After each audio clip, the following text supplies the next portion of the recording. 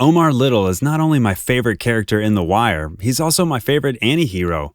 He's a character who is known as a modern interpretation of the Wild West cowboy.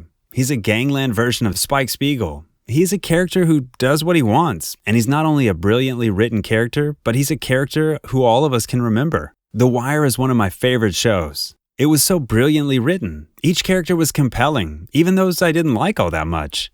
They were all perfectly written, in fact. While it isn't my favorite show, I genuinely believe that The Wire was a perfectly done show in every single way. Omar Little, portrayed brilliantly by Michael K. Williams, is the character who we all wish we could be. He's able to rise above the rigged system to live his own life, and through his journey, we're able to see a life that we wish we could live. So a little backstory. Omar Little grew up in West Baltimore. At a young age, he was orphaned and grew up with his grandmother. She taught him a rigid moral code which he still employs, despite his criminal occupation. He never swears and asks those who are close to him not to do so also. He attended high school, but not much more about his educational background is known beyond that. He's especially bright though, which comes through in his work.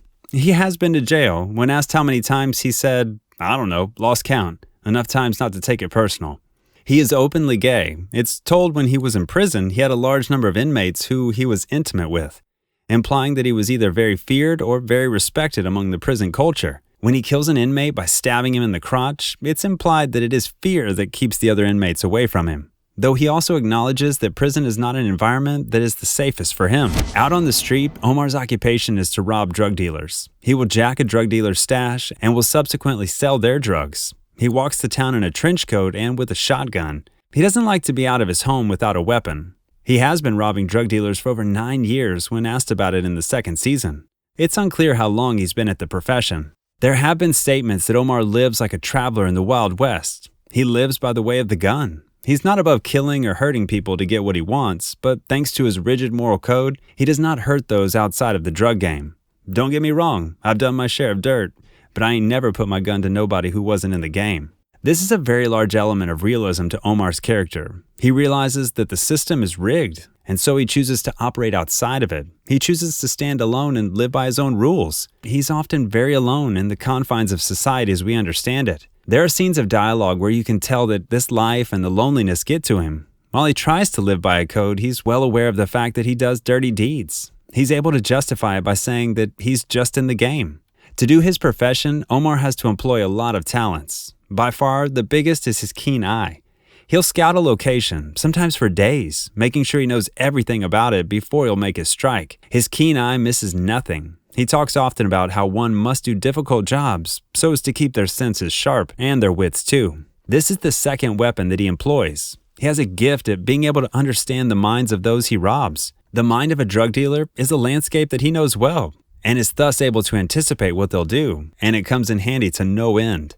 One thing about Omar is that he's well aware of the reputation that he has. He walks down the street and people shout his name. Omar's coming is something that you hear whenever he walks. They get especially jumpy when he employs the coat with the shotgun hanging from his shoulder. His fame and presence are one thing he banks on. But while he does utilize his street presence, he's also a big fan of stealth, staying out of sight and getting close.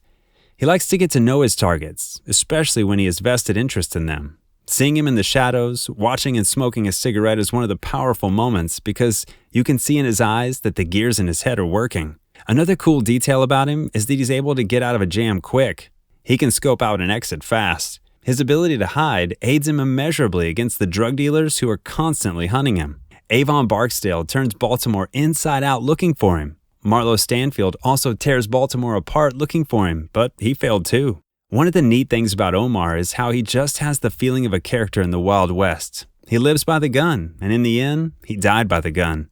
While he was able to escape the system for a while, it inevitably comes back to bite him. It's like a pirate archetype, along with the cowboy archetype. One of my favorite scenes with Omar was when he was facing off with Brother Mozone. It was something like out of a Western, where the two are facing one another on an abandoned road, both ready to die. We all want to do what Omar does. We all want to step out of the realms of what is acceptable and to live the life of an outlaw. We all want to get out of what we know is a rigged game and to fight the good fight. We all want to abandon the rules and live life for ourselves. But as his character shows us, this road is never a path that happiness is found on. I dig Omar because he's the definition of a rebel. All the norms of society are abandoned by him, and he does whatever he wants. It is very cool to watch, and because you come to like this character so much, the end is very tragic.